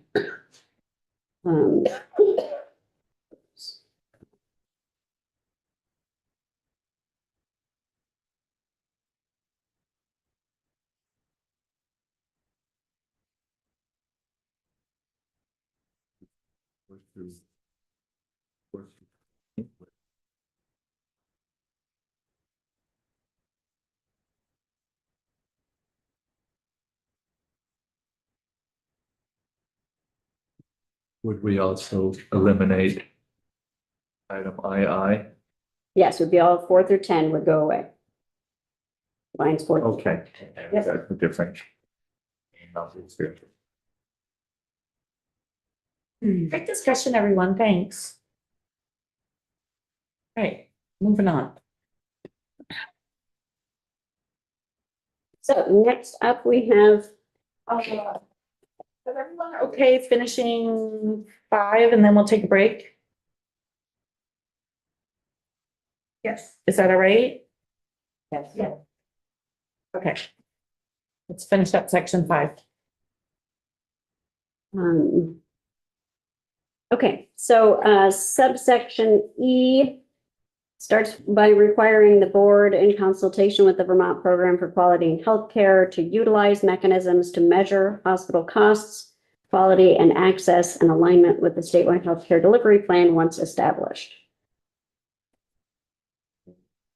You had heard, I think you'd heard from VPQHC. I wasn't in for all of it, but I believe there are maybe cost implications.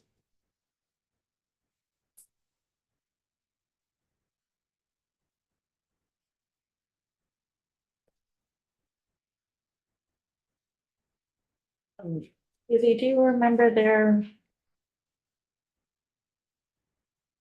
I know that you have been. That was. No, Section 1. Yeah. that was in, there's nothing there. not from VPQHC. Well, maybe there isn't I agree with it. consultant. Is there, may I ask? Yes. I'm just wondering why they're called out as opposed to all the other, I mean, I understand that they do this work, but I'm not sure about obligating the board to work with them. Like the word fell in that orientation shall. I mean, it's in consultation, so it sounds like an obligation. And I'm not sure, I would think the board should consult with who they want to consult with. Well, no, it says the board. And then if you got rid of what was between the two commas, shall utilize. So we're telling the board that they shall utilize mechanisms to measure hospital cost quality. We're just saying that they should consult with VPQHC to shall utilize. I think it's fine. And I think we've designated VPQHC as the quality people. Yeah, that's in statute. Okay. So then we get into this idea of kind of the reverse CON. So we say that it's except as provided in subdivision D, which is for changes resulting from transformation work. Except as provided in that subdivision, a hospital that proposes to reduce or eliminate any service in order to comply with a budget established under this section would have to provide a notice of intent to the board, Agency of Human Services, Office of Healthcare Advocate, and the legislators who represent the hospital service area not less than 90 days prior to the proposed reduction or elimination. And there's language from the Green Mountain Care Board in that section. Yes.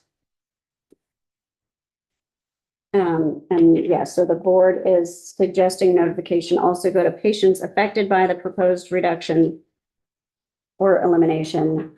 And that the hospital notify the affected patients about the proposed plan for transition of care, including information about the patient's rights concerning transfer of medical records.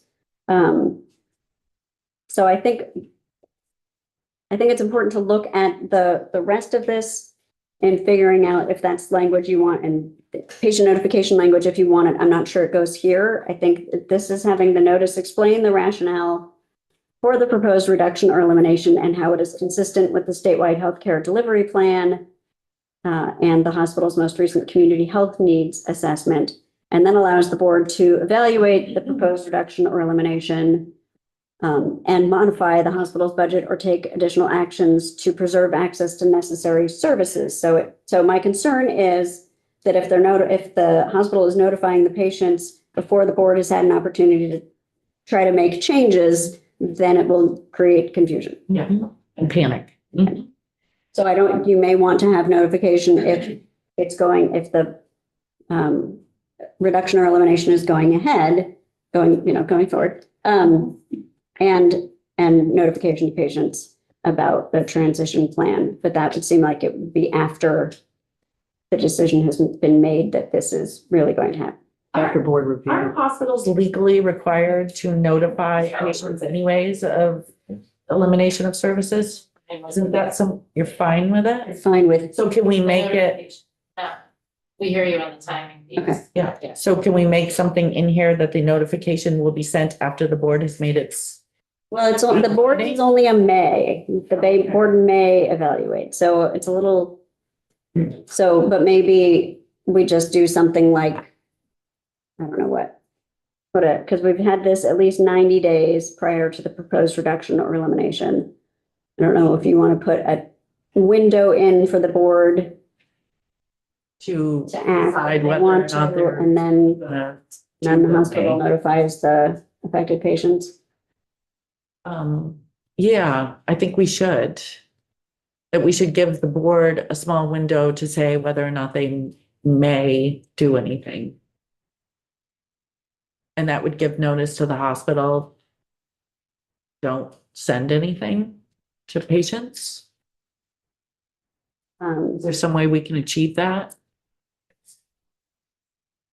Well, I think you're looking to, if you give a window for the board to act, then we could give it, a little bit after that after the window has closed, that if the proposed reduction or elimination is going forward, then the hospital notifies.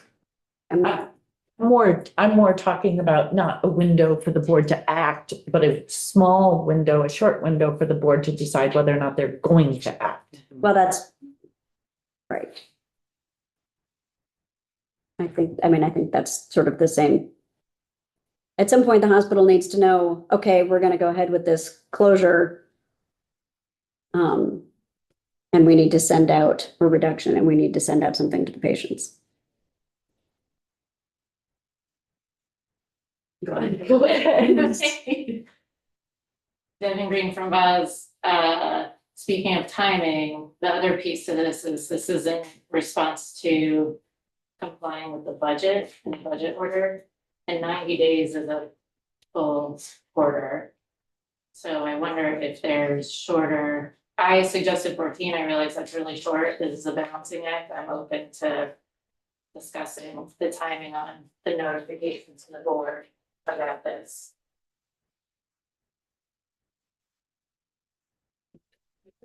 Mari, I wonder if this language should be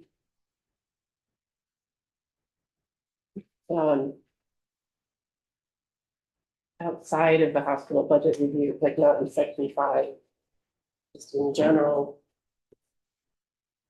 So it's not, I mean, it could be part of the hospital budget review process, but there might be other times during the year that are related to the hospital budget review where this would apply.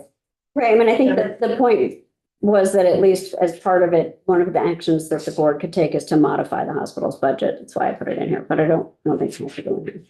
And it is sort of part of the hospital budget review because when the board approves the hospital's budget, they're approving it based upon these services being provided. So if services are eliminated, that would sort of change their hospital budget review. I'm more thinking not to throw in a wrench even more to the patient disclosure, but Dr. Leffler's concern was sometimes we just have to close a service because, hey, somebody retired. Do we have language on that? Okay. All right, because I think that's important. Yes. To say our names. I mean, the concept is when there was an audio change, so someone would recognize your voice, that's what this comes from. I have that, I'm not sure people can see the room since I have the language up. And if they don't know your voice by now, they're not watching us.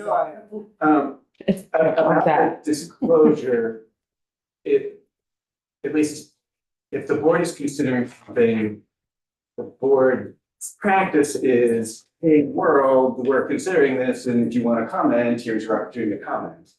And so notice people about it feels late. And I appreciate, I don't want to scare people unnecessarily, but I also want to give people appropriate heads up about things that are coming to their communities so that they can fight it if they want.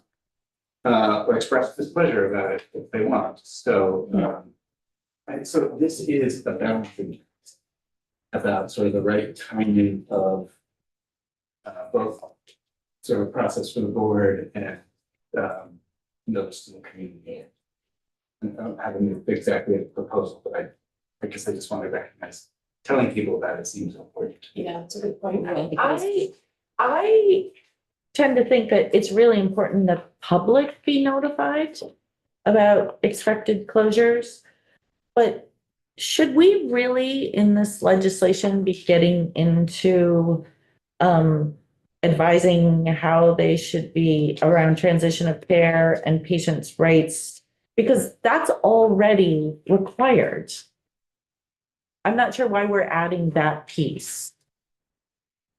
So I'm suggesting we don't even weigh into that part of it.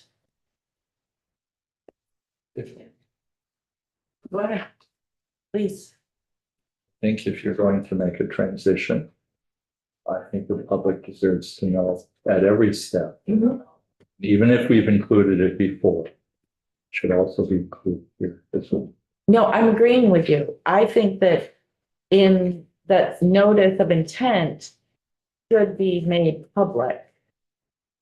But there is a whole, there's a whole thing that happens when a patient is affected by a loss of service that has to happen. And that already happens, which is you send a letter to the patient and say, guess what? Your doctor's retiring. Yeah. And the transition plan is, hey, we've got a brand new doc, or we can transfer your records. And so that already happens. I don't know if we need to weigh into that piece in this legislation, but I do agree that I think public notice needs to be made. If our transition is going to be effective and successful, public needs to know.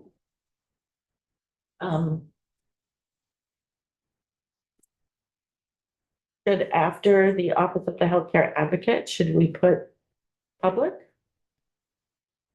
Public notice? Isn't it? The board suggested language there. Oh, right, yeah, sorry, I'm looking at the board. Yeah. Patients affected by the proposed reduction or elimination of services. I'm good with adding that. But should it just be patients or should it be the general public? Patients and community. Okay, patients and community? No. Yes.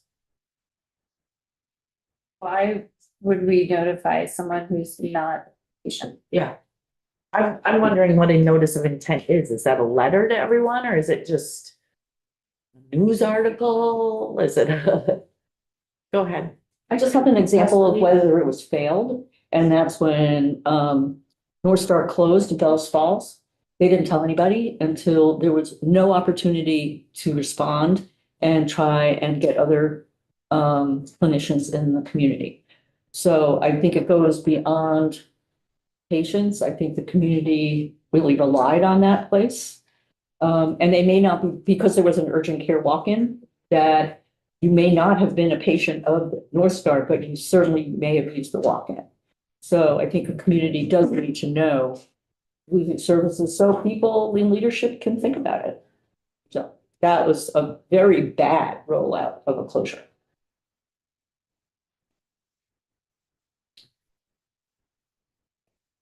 Go ahead. I still think it's difficult for us to legislate that personally. Well, we shouldn't have to. Right. They should automatically. But they didn't do it. I mean, Yeah, right. Sometimes sometimes we have to Right. that's the, belt and suspenders or whatever those words are that say to a entity, if you're closing, you have to let. it's people know. public, it's proper decency. Yeah, and it didn't happen. Keep in mind that this is hospitals in the hospital budget review process, so that would not have helped with. Right. Yeah, so that may not be the right place, and I get that, but I think the concept is important. What's that? I didn't really hear what Woody was advocating for. Are you supporting the language being in or taking it out? I think the public needs to know about the loss of any services, Not just patients. and not just patients. Obviously, the patients will get a letter from their doctor, what have you. But the public should know as well what's going on at their facility. When UVM decided to close their dialysis, their inpatient hospital beds at Central Vermont, their primary care in the Mad River, I think the public had a right to know that.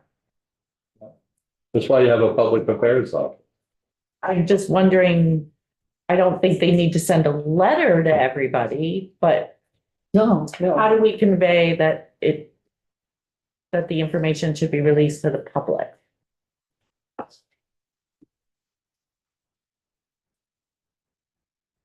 Is there language that we can do that? well, it says provide notice, it doesn't say a letter. Right, notice of intent. Notice of intent. Yeah, so it could be in the paper. I mean, there's a lot of different ways to provide notice. Brian, I was gonna wait for the break, but I had to weigh in on this. yeah, we're, Aside, but I want to weigh in on this. So I agree, and I think, is there a place in existing law where it prescribes how government entities would give notice for something like this? Because if so, maybe we could just ask them to follow the existing practice and law for other I mean, government. there's required notice of proposed rulemaking under the Administrative Procedures Act. It's not the same. I mean, so that's, again, that's state government providing notice. And it's in newspapers of general circulation. Because I do agree with Woody, every member of the public's a potential patient, so. I 100% agree with that, what Brian just said.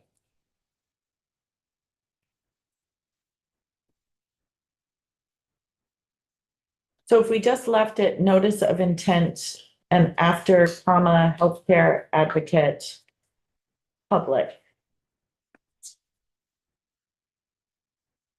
Would that be, I think you may want to be a little bit more specific, but yeah, the affected community, exactly. Communities. and then just end with the word elimination in 2A? Yes, Lori? Can we keep the language consistent with how it says the members of the General Assembly who represent the hospital service area instead of saying affected community? Because who knows what the affected community is? I mean, people could be coming from New York. They do. People travel across Vermont to come to UVM MC all the time. They stay overnight. New Hampshire or wherever. So like, are we saying they have to notify every community where there is a patient? How about the hospital service, the communities within the hospital service area? That might be good, because I'm trying to get away from residents, which seems like you have to send everybody something on a population of, but yes. Mari and then Topper, and then I'm gonna take a break. I was hoping to get through this, but we're not getting this. I think if we just use the word public, but had a, like Brian was saying, had a already utilized way that defines what public notice means. Because I agree, we can't, how do we define affected communities? If a service shuts down, people are gonna then need to go elsewhere in the state for services, which is gonna potentially impact access for people in that community, because now there's more people taking up more spaces with that system, so the impact could be pretty broad. Just say public and then with whatever. I have a very basic question. Do we actually know what, or is it defined someplace? The hospital catchment area? Yes, I think the hospital service areas are defined, I think, by the Department of Health. That's right. That's correct. They define the area of the hospital. 14 in the. So then I think that, In the state, just confusing, but yeah. That should be the minimum requirement, is to at least let the catchment area know. Yeah. Through whatever right. practices are regularly used, because I know like they change. Like I know like right now, people will post on Front Porch Forum, they sometimes put an ad in the paper. They don't walk around the town shouting it like they used to. Yeah. Okay, so we're gonna work on language on how to notify the Yeah. public. Yes, for the moment, I have communities within the affected hospital service area. All right, let's take a break. 11:30.